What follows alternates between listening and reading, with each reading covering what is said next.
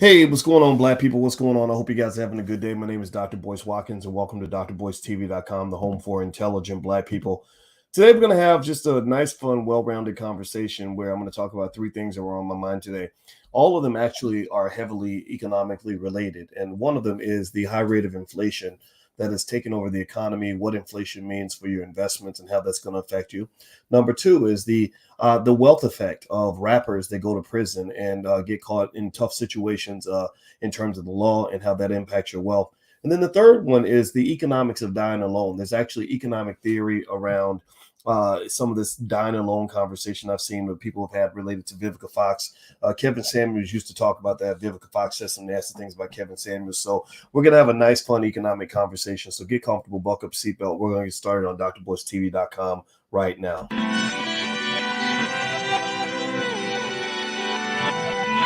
Here we are, clan the isms, cataclysm, great. Our people out here struggling, trying to make it in this state. Everybody out here doing it, but we the ones too late. Now family, we the ones who gotta delegate. Get that money in the power, never be fake. Stick to co-sign for 3. What did he say? Create jobs, support our own. Educate the same and buy back your home. Got 3 degrees, triple 10. 3 PhDs, now we on the CNN. DBTV, let's talk about negligence. Ignorance is bliss, but we can turn it to intelligence. Believe none of what you hear, half of what you see. Let's break it down here on Dr. Boyce TV. Here we are. Hey, what's going on, guys? Welcome to drboycetv.com, the home for intelligent black people. My name is Dr. Boyce Watkins, and I wanted to come in and have a conversation with you guys that was a little bit well-rounded. It has to do with a few different things that were on my mind.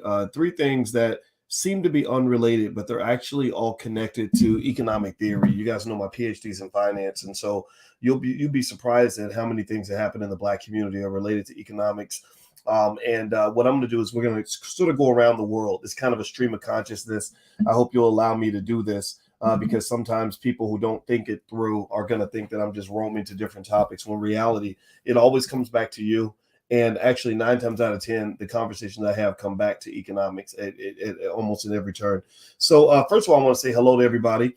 Somebody said, where did I get this shirt? Actually, if you go to blackwealthtees.com, that's blackwealthtees.com. That's where you can get these shirts.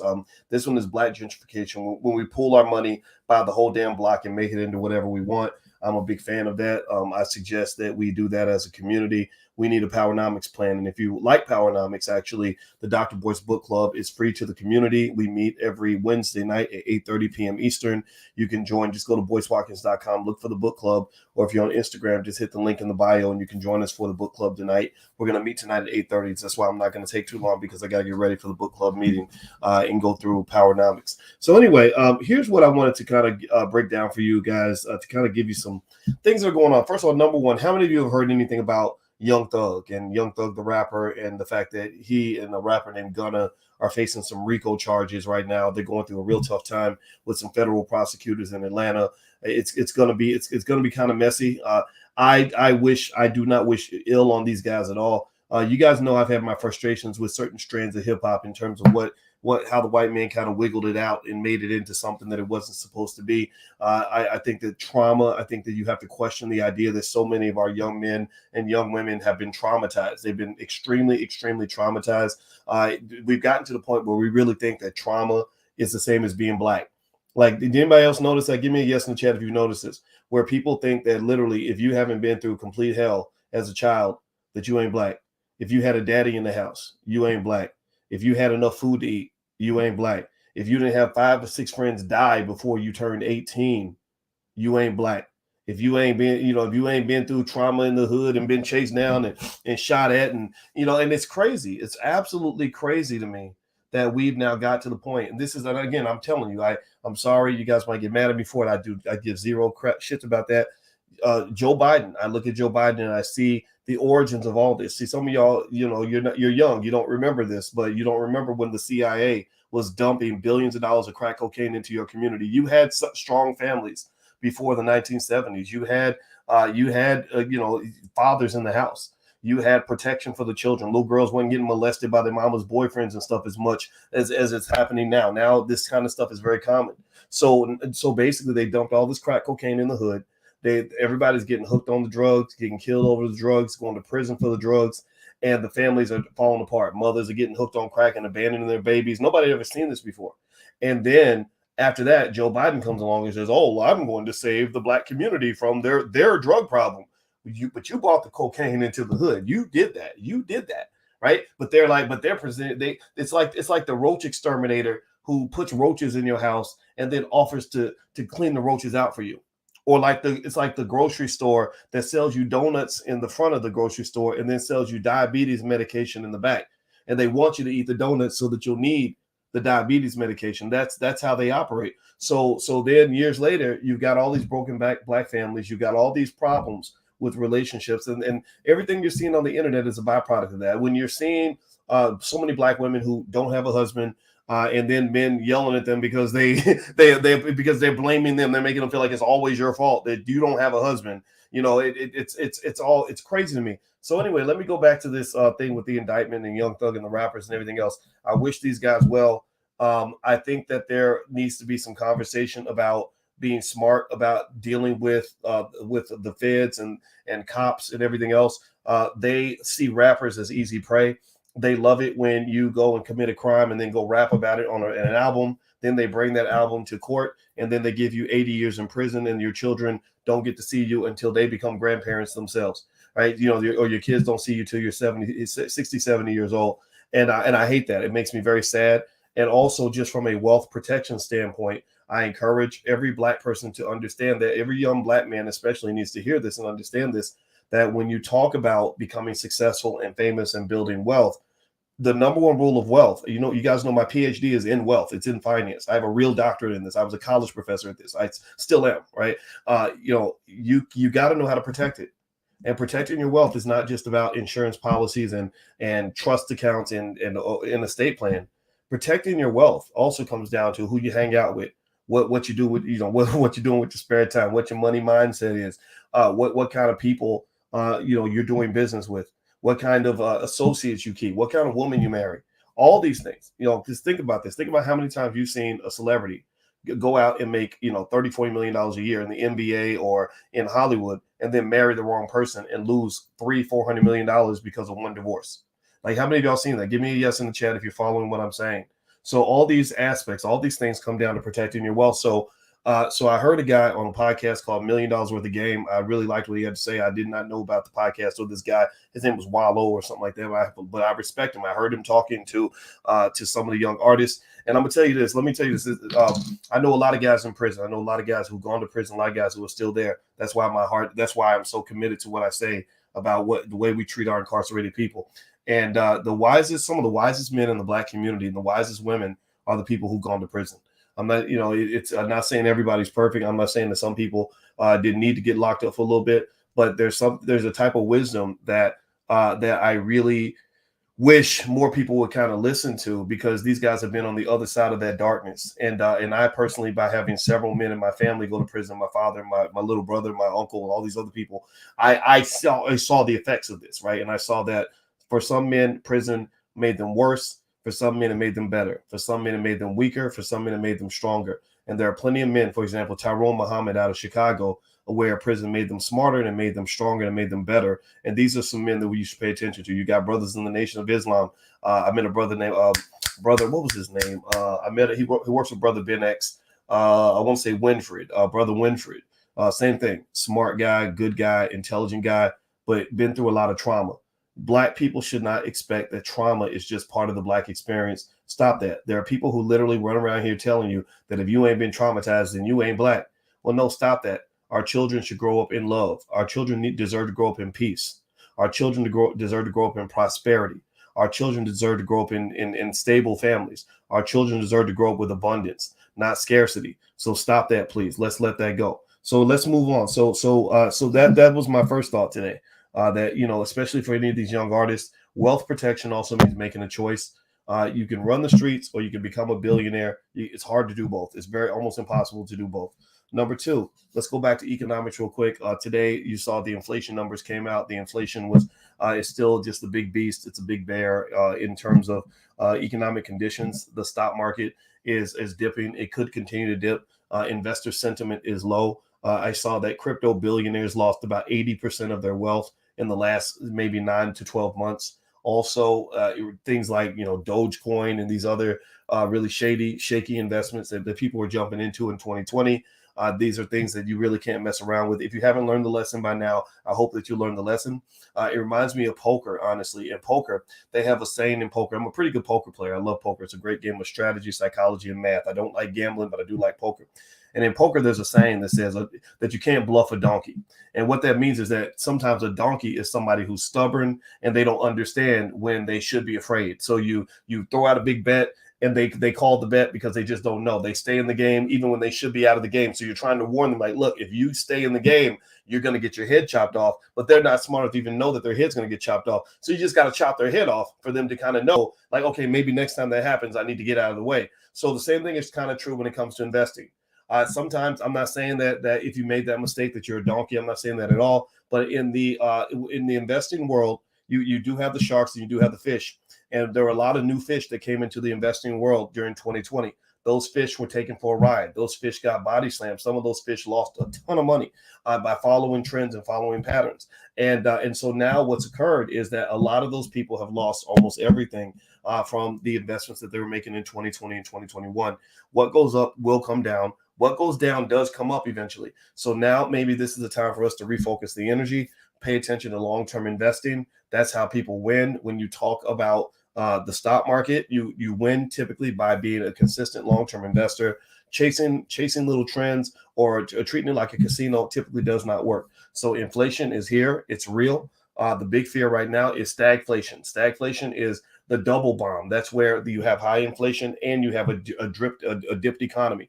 That is very rare. It is extremely difficult. The reason it's going to happen is because the Fed did that. The Fed did that by doing too much of what is called quantitative easing. They have pumped so much money into the economy. They overdid it during the pandemic. It's like giving the baby too much medicine, like giving the baby an antibiotic every time he sneezes. Well, eventually the antibiotics are not going to work anymore, and the baby's going to get sick. Or just like even when you talk about the jab, there are now studies showing that people who got the jab are represent a very high percentage of COVID cases and hospitalizations, right? So because maybe it did something with their immune system, I don't know. So now they're selling you the booster to say, hey, you need the booster to protect you from the original jab, right? So ultimately, what I will say is that in this economy, they're always giving jabs. They're all economic jabs. They're always giving economic boosters, and at some point, the chickens come home to roost. At some point, you have to pay the piper. We're going to be paying the piper, and we may be paying the piper for years. So keep that in mind as you invest. Be patient, be consistent. Some of these companies, though, are great buys. Netflix actually may get acquired by Disney. I wouldn't be surprised if Disney makes a move to acquire Netflix. But here's what something's real fascinating, just to tell you how weird the world has gotten economically. Disney just grew by, I want to say they grew by 8 million 7.9 million new subscribers on Disney Plus, right? 137 million total. They're killing it, right? Killing it, right? You agree? They're killing it. Well, do you know that Disney is losing money on their streaming service? Did y'all know that? Disney is not making a profit. And not only are they losing money on the streaming, but the amount of the losses have grown year over year. Before they lost $250 million. And then the last quarter, they lost $750 million. So they're not going in the right direction. So the reason that business model made sense in 2020 because there was easy access to capital and you could just go acquire market share, do a land grab, and everything was okay.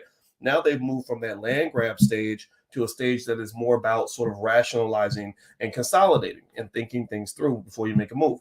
Netflix is getting killed right now. Disney is going to be okay because Disney knows how to really, really get a lot of money out of their different brands. Disney's a stronger company. The strongest companies in terms of investments, if you want a stock that I would buy right now, something like a Google. Google just tends to know how to make money no matter what. Those might be good investments, or maybe an Amazon, because a lot of good companies are cheap right now. Do not buy cheap companies during a cheap time. You buy good companies at a cheap time. Hit the thumbs up button. Thumbs up, share, subscribe if you haven't done it yet. Please do that. Also, don't forget that tonight we're doing the Dr. Boyce Book Club. It's a Powernomics training right now. This is the book we're reading, Powernomics by Dr. Claude Anderson. Every Black person in America or actually on Earth needs to go through Powernomics at least once or twice in their life and apply Powernomics principles to your lifestyle. You need to stop going out begging for jobs, stop sending your kids out here destitute, stop leaving your children illiterate, and stop letting white folks educate your kids when you know that they don't have your kids' best interests at heart. We're educating our own. We do it every Wednesday night. It is totally free. Make sure you show up. Feel free to go to boycewatkins.com and you can sign up for the book club It costs you not one nickel, and you also get free access to my life class. All this stuff is free. It's to the whole community. All right. So anyway, hit the thumbs up button. Thumbs up, thumbs up, thumbs up. I have one more quick thought I want to share. So again, I told you this is more of a stream of consciousness kind of thing. And typically I'll pick one topic and hit that topic. But today I wanted to hit like 2 or 3 things because this is just on my mind. I saw where Vivica Fox was really mad at Kevin Samuels and said that Kevin Samuels' death was karma and stuff like that. And I'm not here to really talk about whether or not, she was right or wrong. That's her opinion. I think that Vivica said what she said because Vivica personally was offended by the fact that Kevin, I think he hit, they in Kentucky, they have that saying that the hit dog always hollers. And I think that when Kevin was talking about the die loan, over a certain age or leftover and stuff like that, stuff he said that I thought was pretty harsh, to be honest with you. I thought he could have said it in a nicer way. Vivica was in the sweet spot of that. Like, she was literally the direct target and the recipient of that. And because Vivica, I think she's 50 now, if I'm not mistaken, 52, still very pretty, but, not getting younger. And I think that there's a real fear of what's going to happen to me now. How's my life going to go now? Now, here's what I wanted to talk about in terms of understanding this. And believe it or not, this is actually related to economic theory. There's something called labor economics. And also in economics, we study markets a lot. And a market is not just like a stock market or a grocery store or market at a grocery store. A market is also, even dating is a market. Dating is a market where you have supply and demand, just like you have in the market for used cars or the market for sneakers. So supply and demand, the supply of marriage eligible black men with the demand for marriage eligible black men, right? So a lot of people want to marry, they want to be with a black man. And but the problem was, because of Joe Biden's policies and mass incarceration and all that, the supply of marriage eligible black men has consistently dropped. So that's created this weird imbalance. And I've talked to you guys about that before, and we don't have to go into that again. There's another video I did on that before if you want to really do a deep dive and hear me kind of break that down. But here's the thing. I stick to this point that nobody really has the ability, and again, this is related to economic theory. No one has the ability to tell a person that you're definitely going to die alone. No one can predict that. No one can predict that. You could be the sexiest person on earth, the nicest person on earth, and die alone. Or you could be the most vicious person on the planet and not die alone. This idea that somehow I can look at you and do a checklist. Like, okay, how tall are you? How much you weigh? What's your attitude? What kind of person are you trying to date? And literally do a checkbox and say, oh, you're going to die alone. You dying alone, right? That's not doable. It's not doing, because that's almost like pay attention now. That's almost like telling somebody, let's say somebody walks in and you say, okay, so you're looking for a job, huh? Because remember, labor is a market. There's a job market, right? So you say, okay, so you're looking for a job. All right. So how much education you got? Oh, I got a GED. That's it. I got GED. Okay. How much money do you want to make per year? I want to make $150,000 a year. Okay. Wait, a GED, $150,000? That don't make sense. All right. And how many hours a week do you want to work? I just want to work 10 hours a week. So you got a GED. Pay attention now. You got a GED. You want to make $150,000 a year, and you want to work 10 hours a week. Well, then you'll never have a job. No one's ever going to hire you, right? Think about what I just said. Now, in a conventional market, of course, that might not make sense. That might not make sense, but a couple of factors that you're missing when you do that analysis is you're not looking at all the other variables that might determine what this person's economic outcome is. I can't look at you and say, oh, you're just going to be broke. You're just going to die broke. You're going to die broke. Well, what if they are a great entrepreneur and they know how to start a great business and they can work 5-10 hours a week and still make $1 million a year? I've seen entrepreneurs do that. What if they come from a wealthy family and they have plenty of assets and resources available that they can lean on, so they don't really have to go to work every day? Like your children are going to be in that position because you're doing things like the $5 a day investing plan, and you're going to make sure your kids are good, right? We're doing that for our kids, right? What if this person, what if they just happen to know people who can put them in a place where they don't have to work that hard in order to make the money? Or maybe they work in an industry where the GED doesn't even matter. I hire people all the time, and I don't even ask them if they went to college. Do y'all know that? I'm a college professor. Yeah, sure. I have a PhD. I taught at Syracuse University for 13 years. Y'all know my background. But I don't even ask people if they went to college when I hire them. I just want to know, can you do the job? Are you able to help us achieve the goal? Are we going to make more money then if you ask me to pay you $10,000 a month or $5,000 a month, and are we going to make more than the amount that it costs me to hire you or less? If we're going to make more, then you're hired.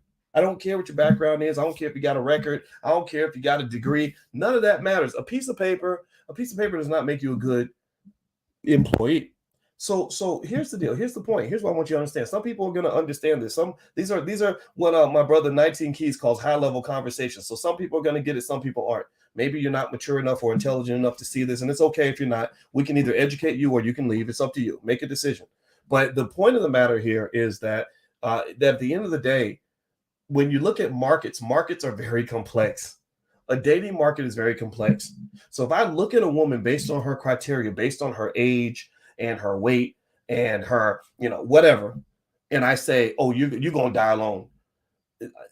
You don't know anything about that person's life. You don't know anything about their options. You don't know anything about maybe that person has the best sex in the history of the world. Maybe she just really knows how to treat a man in a certain way that's going to make that man never want to leave.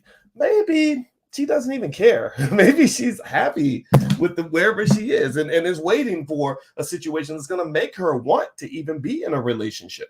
Right. And so when you make a statement like that, you're definitely living under at least an assumption that the person wants whatever it is that you think that they want.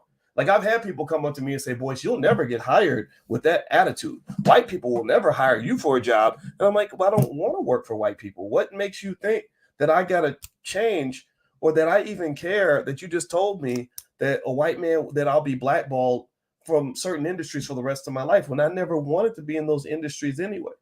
And so that's what crossed my brain. And I think about it. Let's think specifically about a Vivica Fox type person. I mean, do y'all really think Vivica's 57 years old? But do you really think Vivica Fox has to die alone? I mean, really, seriously, do you really think that Vivica just can't get male attention, that there can't be no man, that no man is ever going to want to come to Vivica's house and stay? Do you don't think there's like men that she knows who would marry her at the drop of a hat? I mean, seriously, I mean, really? Or do you think maybe some people actually choose to be in the situation that they're in? And so I think that when you're talking about outcomes in life, whether you're talking about relationships, jobs, or anything else, when I give advice, I always start off by saying, well, what is it that you actually want? And are you actually getting it? And if you say, I want this, but I'm not getting it, and there's a disconnect, then that might tell me that there's a disconnect between you and the market. Okay? So let's say that you are the person with a GED who wants to work 8 hours a week and you want to make $150K a year, and you say, dang it, I can't, I keep trying, I keep applying for these jobs and they won't hire me. They keep asking me to work more than 8 hours a week. They won't pay me $150K, whatever. So I would probably say to them, like, okay, well, you could consider getting more education. You could consider working harder. You could consider lowering your salary expectations. That will put you in alignment with the market. And then let's say that they didn't say to me, well, I don't want to go back to school. I need to have $150K and I don't want to work more than 8 hours a week. Well, then what I would probably say to them is, you're probably going to have to skin that cat in a different way. So what you got? So then if they say, well, I don't know, what can I do? I would say, well, if you become an entrepreneur, maybe that's your method. Maybe you can do it. Maybe you're kind of cute. Maybe you can get an OnlyFans. I'm kidding. I'm not. I mean, people are doing that. There's that one stupid girl. The girl that does Cash Me Outside. How about that? She literally made $53 million on her OnlyFans account, which is the craziest thing in the world. It tells you kind of what kind of a weird world we have. She made $53 million, more money than Justin Bieber on her OnlyFans account. But in all seriousness, though, I think that when you talk about just stuff like relationships, I think it's so complex. And I think the problem I have with the internet conversation is when it becomes shallow and simplistic. But again, maybe I'm just too much of a thinker. So maybe that probably means that if you are a heavy thinker, you need to be with another person who's a heavy thinker. Because I don't think that the world is full of people that really try hard to think critically about things. I think that we sort of just look at things on a superficial level and say, that's just what it is. That's all it's ever going to be. And I can just say for sure that if I am a man or a woman and I'm looking to be in a different kind of relationship situation, Maybe instead of choosing this type of person, I choose a different kind of person. We've all got somebody that wants to be with us, right? That's really dying to see us. So no one could just look at you and say nobody's going to want you. You might say, no, actually, I know 3 or 4 people who want me. I just don't happen to not want them. Or or I can even think of a time where I knew a very famous person who was doing extremely well. And she would give women advice on men all the time. And it was always really harsh advice because she was a really strong feminist. And one day she had a realization that she was going to die alone. She went to the hospital and there was nobody to pick her up from the hospital. And it kind of hit her that she had put so much into her career and had been so harsh about, what kind of man she wanted, that it kind of like was a reckoning for her to, and what I would say to someone like that is, maybe you would have to adjust something. Maybe pick different men, or maybe not be so hard on the men that you pick, or maybe try a different approach, or to invest in your relationship as much as you invest in your career, right? So ultimately, I would just say to you, for those of you that care, that those of you that want to really try to make good decisions based on the things you're hearing, understand that everything is complex. There's more than one way to skin a cat, and nobody has a right to define what your outcomes are definitely going to be. If your outcomes are not what you want them to be, though, you have to be honest enough with yourself to go seek out the answers and figure out what adjustments might be necessary for you to be where you want. So let's talk about making more money. Most of y'all, how many of y'all want to make more money? How many of y'all one day want to be rich and successful and financially secure? Give me a yes in the chat if that's one of your goals. If you're not making the money that you want, that probably means that you need to get into a different space with people who think differently about money. Whatever space you're in is not getting it done for you. Also, it probably means that you need to spend some time learning, taking in information, taking in new perspectives and new approaches. Maybe it means you got to change your friends. Maybe it means you have to do business in a different way. Whatever it is, maybe, but something has to change, right? So what really keeps you hemmed up and stuck, in my view, whether you're talking about money, relationships, and everything in between, is when there's a disconnect between where you are and where you want to be, and you're refusing to make any adjustments whatsoever and expecting the world to come to you. You could get lucky and just wait long enough, and eventually the world will match up with whatever you want it to be. But more reasonably, there's something that you might just need to shift a little to kind of get where you want. Because I don't think there's anybody out here who has to die alone. I don't think there's anybody that has to, right? I just think that's and then that's just a harsh reality. I think that's a harsh thing to say to anybody. I would never say that to somebody anyway. But that's just my 2 cents. Those are my thoughts for today. Take it for what it's worth. I hope that it helps somebody. Okay, so by the way, so tonight we are doing Powernomics class. I will be reading out loud Dr. Claude Anderson's book, Powernomics. Our Powernomics training in the Black Business School is free to the community because we believe in educating our own. We don't need public schools. We don't need any of that crap. We do our own critical race theory over here because we're tired of white people lying to us. No disrespect if you're white, but it's true. Y'all know the history. And also, I have something. If you want to go check it out, I did this this mini class called The Economics of Self-Defense. And or the rules of economic self-defense, and it's something that I put in the Black Business School a while back that you guys may want to take a look at. And it's all about basically things like the rules of understanding money in a way that protects you, and how money sort of makes a difference in your ability to feel secure, your ability to fight off predators, your ability to deal with tough situations, your ability to protect your family and your children. So if you'd like to understand it, feel free to go to, let me grab the URL and make sure it's right.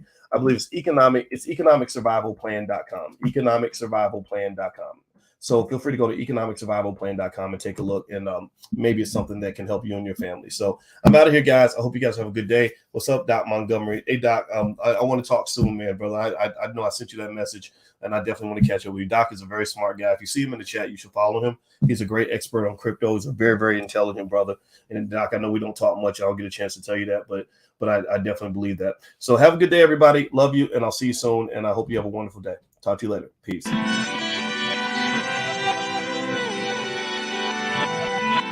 Here we are, clan the isms, cataclysm great. Our people out here struggling, trying to make it in this state. Everybody out here doing it, but we the ones who late. Now family, we the ones who gotta delegate. Get that money in the power, never be fake. Stick to co-sign for 3. What did he say? Create jobs, support our own. Educate the same and buy back your home. Got 3 degrees, triple 10, 3 PhDs, now we on the CNN. DBTV, let's talk about negligence. Ignorance is bliss, but we can turn it to intelligence. Believe none of what you hear, half of what you see. Let's break it down here on Dr.